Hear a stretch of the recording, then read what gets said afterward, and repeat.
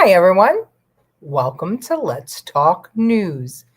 Boy, we have a lot to talk about tonight because we're talking about the investigations going on in the DOJ for executives in the Biden administrations. And, the claims from everybody that Trump is looking for political retribution, that he has no reason whatsoever to investigate these people. And I want to hear from you. You saw it just like I saw it. I want to know, do you think that Donald Trump is going after his political enemies, or was it the other way around? We're joined by the professor. How are you, professor? Good to see you tonight. Howdy, Gloria. How are you feeling today? And you are on time. Wonderful. Hi, Mom. I'm so proud to call you my mom. I had to learn her from somewhere, didn't I? Anybody who knows my mom knows that Jennifer gets her wit. My mom is so freaking funny. It's really, really comical. I hope that one day I will be as funny. Good evening, Kevin Young. Good to have you here. Angela Ricca. Hi, how are you, darling? Good to have you. So yeah, I decided that it was time for us to kind of look at this because I'm up to here with the Democrats bullshit. Democrats remembering, I am talking about establishment Democrats, and then they're useful idiots that are out there on social media or protesting in the street. I feel sorry for them because they know not what they do, and they know not what they're asking for. And I don't feel sorry, however, for their parents who, where the frig are they, and why aren't they dragging these kids back to school or kicking them out and getting them to work? Why are these kids out there protesting and protesting, again, for what? Hello, Andrew Dorman. Good to have you. So last night, Senate, or today, I don't remember when it was now. It's all a blur. But ultimately, the Senate voted to reopen the government, and 8 Democrats came over to the Republicans, and they joined them to open the Senate.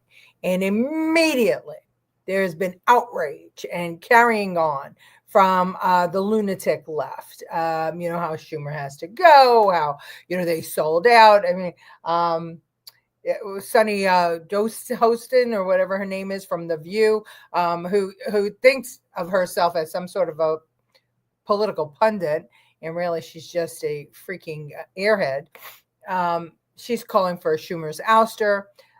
Newsom, you name it, they all called for Schumer's ouster because, and I agree, because Schumer led those Democrats down a path that they could not succeed, and Schumer let the American public down because now all these people on SNAP have not received their benefits. I don't think it will negatively impact most of them because I think that we have a lot of fraud, waste, and abuse, we know, in the SNAP area. But there are some that live hand to mouth. And thankfully, this occurred during the Thanksgiving season, where the food pantries do receive a lot of donations from corporations and just individuals who want others to be able to have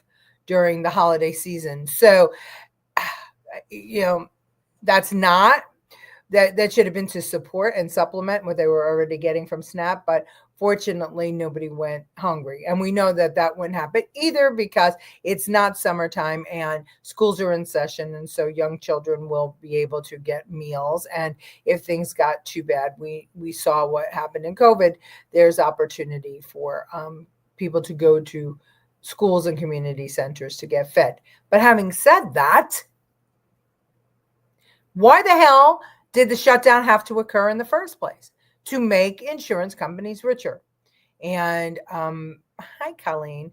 And I think that what ultimately happened was that President Trump pointed that out to people. And I'm pretty sure that what drove that negotiations, what we talked about yesterday, the fact that Trump wanted the money, the subsidies, to go directly to the people instead of going to the insurance companies.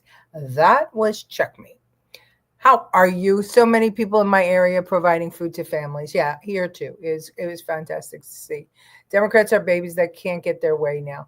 Yeah, but the thing is, and kind of ties in to the Mamdani win in New York City, and we've discussed this on the show before. How Mamdani was an assembly member for 6 years, and he had the power as an assembly member to put forward bills that would have lowered rent or created rent subsidies for the people that he's concerned about, or to lower fares or create fare subsidies for people to ride the buses. He had those opportunities to create a state-run grocery store. He had all those opportunities as an assemblyman, and he didn't introduce one bill. He didn't co-sponsor one bill. He didn't legislate at all. He barely showed up. But he was busy organizing for the socialists, Democrats of America, or the Democrat Socialists of America. And that's what he's going to do as mayor too. He's going to drive New York City right into the ground. He's not going to be able to deliver any of his promises. And you want to know what's worse is that I think that all of the thinking people have already fled New York. And if they haven't, they're doing it right now. So by the time his 4 years are over, the likelihood that he'll just get right back into office is going to be really, really very likely, very likely. And that breaks my heart. But, watching them kick and scream and carry on and, go after each other because they would prefer that people continue not to receive their SNAP benefits. They prefer that the government, continues to waste money on these ridiculous lawsuits that are all over the place, that whether it's be the ICE lawsuits or the tariff lawsuits or the voter ID lawsuits or you name it, whatever Trump's policy is, there are a group of Democrats bringing lawsuits which now you and me, the taxpayer, have to pay for to defend, because they're bringing it against the sitting president. And so we have to pay for both sides of that. Right? Because 9 times out of 10, it is a sitting governor of a blue state that's bringing the lawsuit. So that state, the taxpayers of that state, blue as they may be, but the red ones too, and the blanks, all have to pay for that lawsuit. And then collectively as a nation, we have to pay to defend that lawsuit. So think about how many lawsuits there are floating around right now. Trump has been in office just not even, just 10 months. Just 10 months, because the 20th was of October was 10 months. So just a little over 10 months. How many lawsuits have been brought against him? How much have we paid in taxpayer dollars to defend these frivolous, ridiculous lawsuits? Frankly, I wish we could get some of that money back. I wish there was a way. I wonder if we could. Still can't believe Mamdani won. Has to be false mail-in ballots. Could be. Agree. I'm not sure on which point, Tony, but I love when people agree with me. I think there were 400 in his first month. Yeah, I'm sure it could be Googled, and I'm not going to do it now because I can't Google, run the cameras, and keep on talking all at the same time. Yeah, give me some time. I'm getting to be a little bit good at this. But let's just use that number, 400 in his first month. And let's say that it gets cut in half for the rest of the months. That's ridiculous. It's like 2,500 lawsuits for the time that he's been in office. And each lawsuit, attorneys cost about $350, $400 an hour. I mean, even when it's, a government contract, you have to have, not only the attorneys that are on payroll, but then you have to have research and all these other things. It costs money to defend these suits and take everything all the way up to the Supreme Court. Not only money, but time. And it's time that is being wasted where he could be governing. But that's exactly what they want, right? They want him to waste his time. They want it to seem like he has an administration in chaos. That's what they wanted the first time. And they pretty much got it until he figured out what was going on. And they're trying to do it again. But, they're silly. They're silly. This is a guy that knows sports. This is a guy that understands business. Fool me once, shame on you. Fool me twice, shame on me. He's not going to let it happen twice.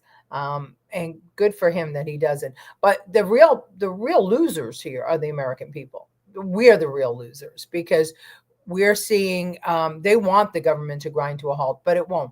And he will take bigger risks than he ever did because he doesn't have to face re-election. And that is unfortunate. It really is unfortunate. Oh, I think I had to do something. Hold on one second. I just remembered I was supposed to do something and I didn't do something. I was supposed to push a button and now I did. Okay. All right. That could explain why our viewership is way down because I'm an idiot.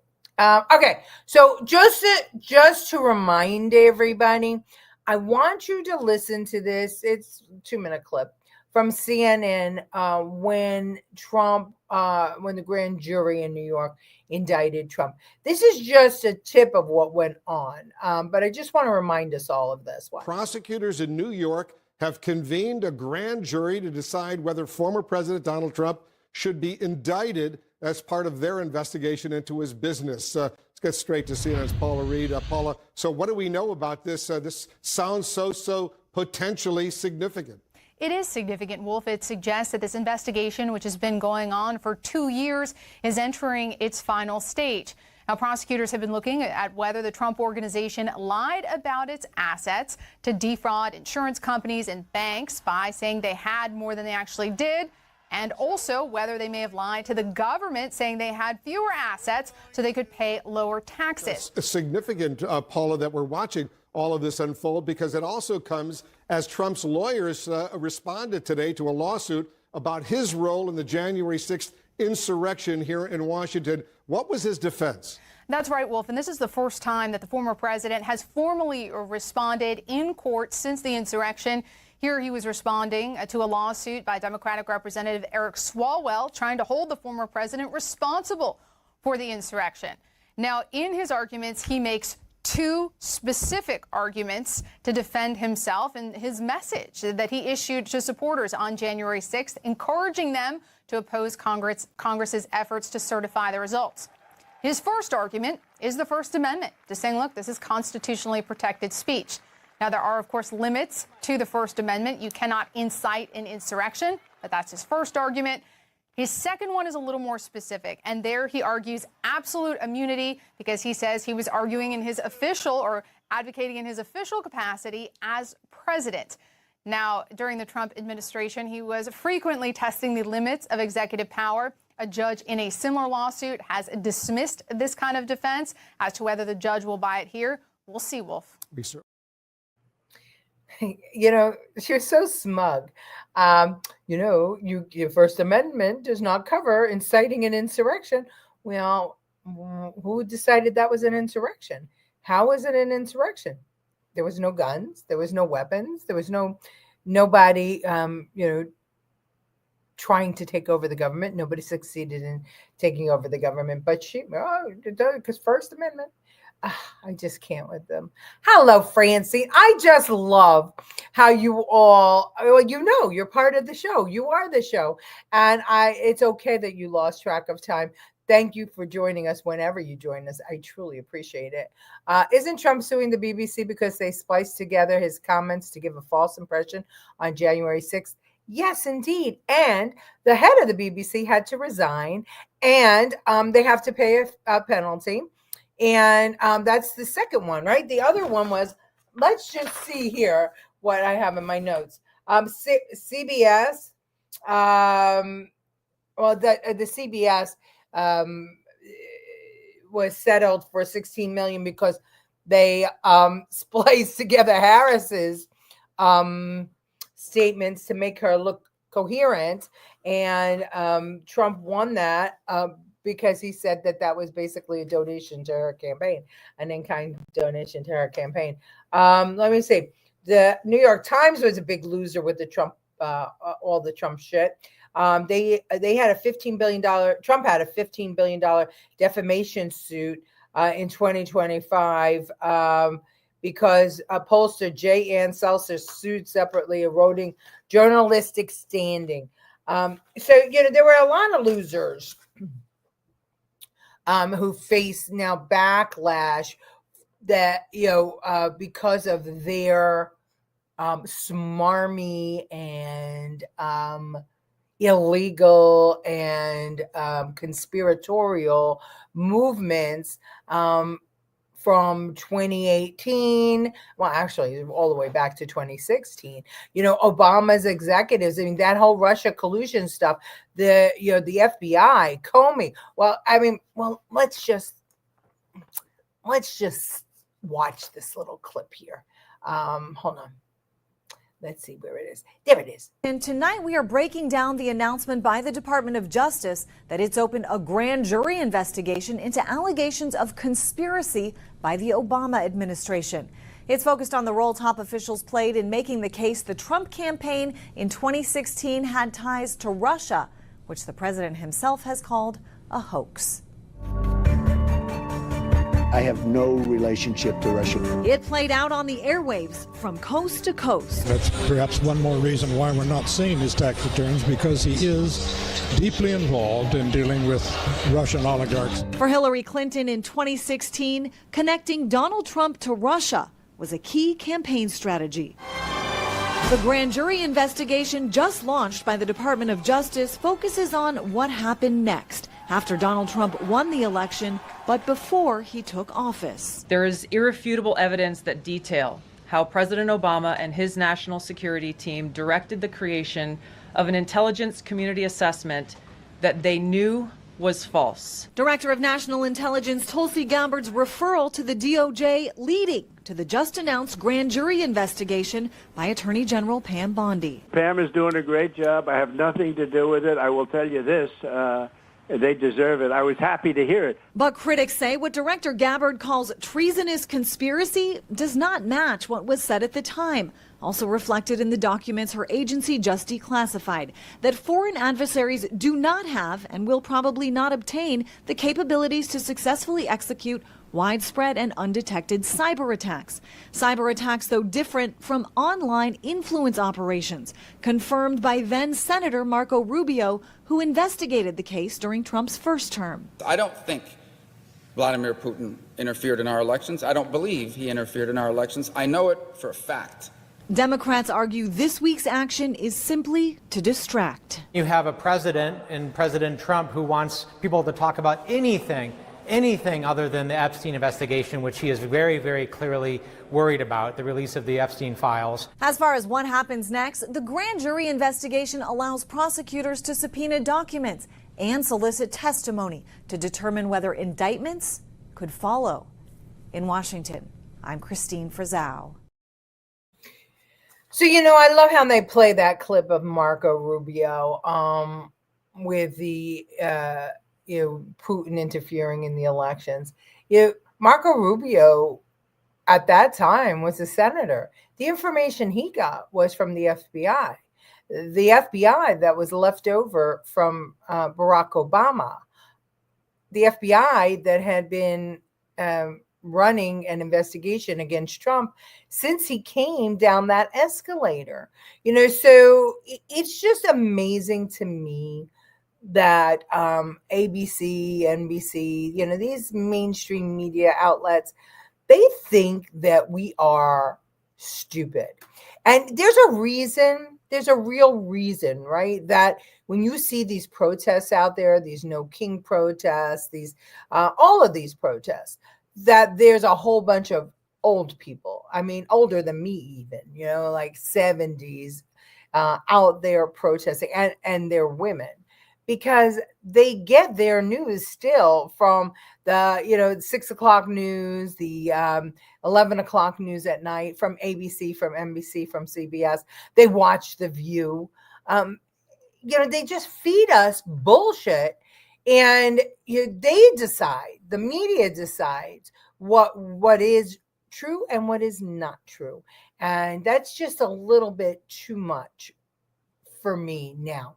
I am very grateful for outlets like this one, like YouTube and StreamYard and Rumble and Facebook, where even though the audience may not be enormous, we can get information out for people to discuss, talk about, consider, that is other than, the talking points that are distributed by the liberal left and the elitists to these mainstream media outlets. And that is exactly why Trump won re-election. So, Trump's DOJ going after the Swalwells and the Obama and O'Bidens and, Tish James and Fannie Willis and all these people, Jack Smith, James Comey, Bolton.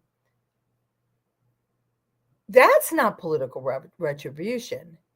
That is calling people out for trying to interfere and indeed actually interfering in elections.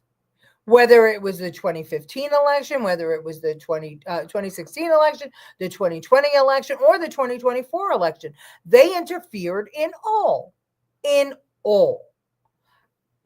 No doubt about it, and it's fact, because their collusion in reporting and weaponizing not only the federal government but state governments and the judiciary against Trump was obvious, because if you heard that first clip I played you, at the same time that Tish James had a grand jury indict Trump on these ridiculous document charges.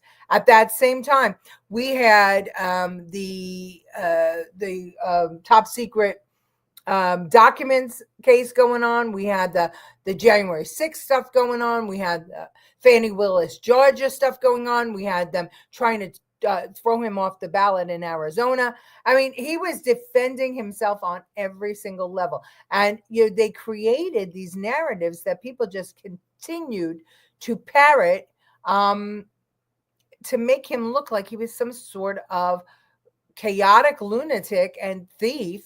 And now with the whole Epstein thing, they're trying to make him look like a pedophile. It's amazing. It's just amazing to me. Saturday Night Live. Yes, Trump did. Yes, he sued Saturday Night Live. I think they take nursing home residents on day trips to these protests. They probably do. But I mean, who is it? Who's out there? The ones that are being paid are the kids, and the old people are the ones that watch the media. They watch mainstream media the old way. Media is responsible for everything wrong in America today. And I don't know if it's just today, because I was reading a book called the Civil War. No, Black and White. It was about newspapers during the Civil War, and it was amazing. Did I? I just froze for you. Okay, I'm sorry about that. Hi, Marianne. Good to have you. It is about the newspapers during the Civil War, and it was amazing how biased they were and who got to report and who didn't get to report. You had to know somebody, had to pay off a general to be able to get to the Telegraph.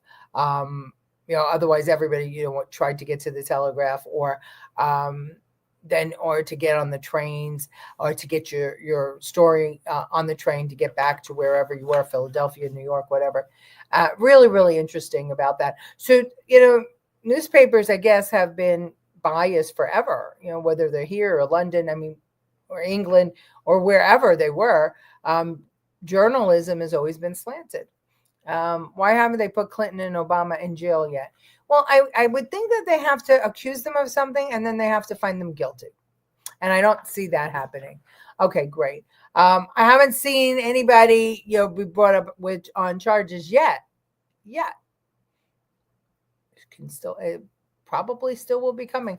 I would imagine that would be an out the door thing, unless they continued to interfere with government, and then it might be a little sooner. Former FBI Director James Comey has just been indicted on 2 counts, according to a senior Justice Department official. It comes after NBC News learned this week that the DOJ was weighing whether to charge Comey over allegations that he lied to Congress. Tonight, we understand the 2 counts are false statements and obstruction. Casey, John Bolton, the former national security advisor to Donald Trump, a longtime federal government official, has been indicted by a grand jury. We are learning that through 2 different sources from our producer, Hannah Rabinowitz at the Justice Department. And we have confirmed that the grand jury was in today with the lead prosecutor on that case, the same prosecutor who had been on some of the documents of the search of Bolton's house just 2 months ago, or not even 2 months ago, a prosecutor who also has some experience in investigating these sorts of things. He was a prosecutor that was also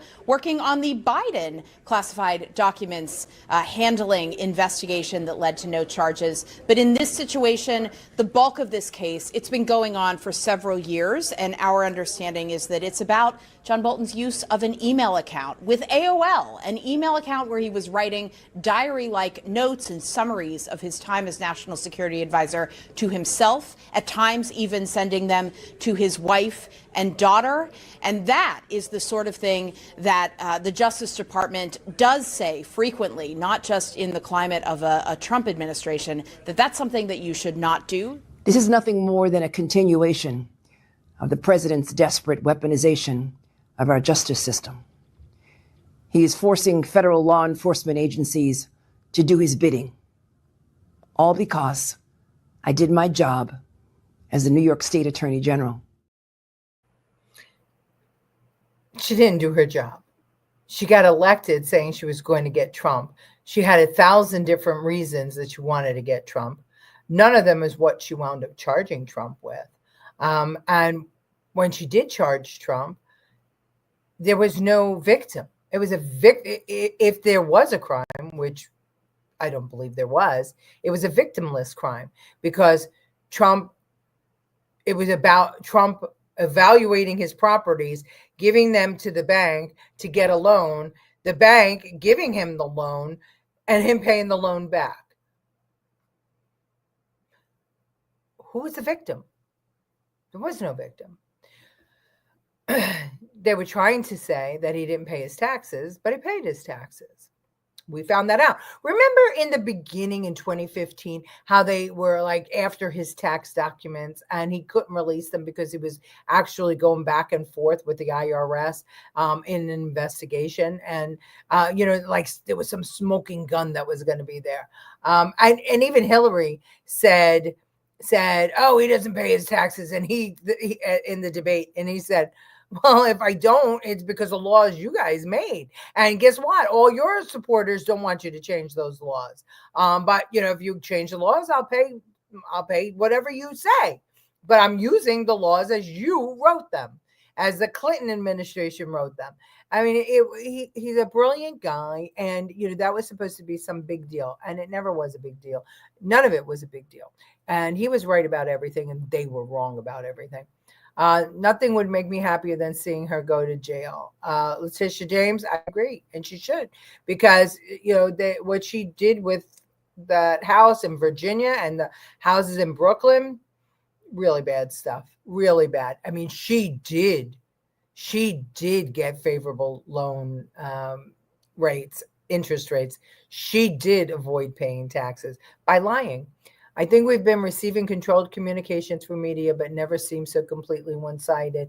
Yeah, it's, that you had to be part of the crew. I bet different appraisers would value any property a bit differently. It has a subjective component. Yeah, it does. But that judge had no idea what he was, what the case was about. I need the jury, and the instructions that the judge gave at the end were ridiculous. And how it wasn't turned over on appeal, I don't know. The day of the appraisal, Trump doesn't personally do it. Yeah, exactly. And the bank has to accept it or not. The bank of the appraisal. Yeah, right. Yeah, the bank, but the bank had to do their own, due diligence, and they had a responsibility to their investors to make sure that they were making a good loan. And the bank president said he loved doing business with Trump. It always turned out beneficial to the bank and to Trump. Everybody won. And Tish James indicted him anyway. Her words, no one is above the law. Yeah, it is her words, Tony, and that's a good statement. So the question is it justice, or is Trump getting even? I, for one, think it's justice. I think that anyone who tries to screw around with the American public, including what Schumer just did and the Democrats, starving people, holding the government hostage for no apparent reason, just to try and win an election, which is what they were looking for, right? Tuesday's election, which I guess, how worried were they that they were worried they were going to lose blue states and cities? I mean, did they pick up some seats in Mississippi? Yes, they did. They picked up some seats, but those were blue leaning areas, so I just don't buy it. So they were really, if you really dig deep, they were worried that Trump was in the economy was doing so well that we were going to start flipping seats red. And that's why they shut down the government. And that's why they made 330 million people suffer for politics. And now they're out there with these phony freaking polls saying that Americans, that food is more costly, that prices are going up instead of down, that inflation is increasing. And I don't know, forgive me, but when Trump fixed the Obama economy, everybody said, oh, that was Obama's work that Trump was feeling. Okay. And then when Biden tanked the economy, they said that was Trump's economy that Biden was feeling. Huh? So Trump never has an economy? It's fucked up. It's just fucked up. You think James will go to jail? I do. I think that she will go to jail. I think that we're collecting enough evidence that people are starting to see what's going on, whether it be January 6th and what happened there, whether it be the Russian collusion, whether it be the Ukrainian bullshit, whether it's all those impeachments, it's coming to a head. The bank can get their own appraisers. They do get their own appraisers. We know that, right? I mean, if anybody's ever bought a house, you know that you've got to get an independent appraiser, and that's the bank. You pay for it, but the bank gets it.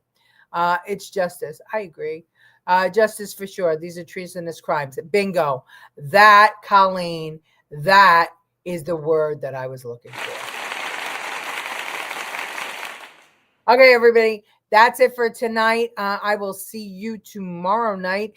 Thank you for watching. Please like and share and comment a lot. And if you're on YouTube, ring the bell so that you get notified when we go live. I will see you tomorrow at 8 o'clock. Thanks for everybody for watching.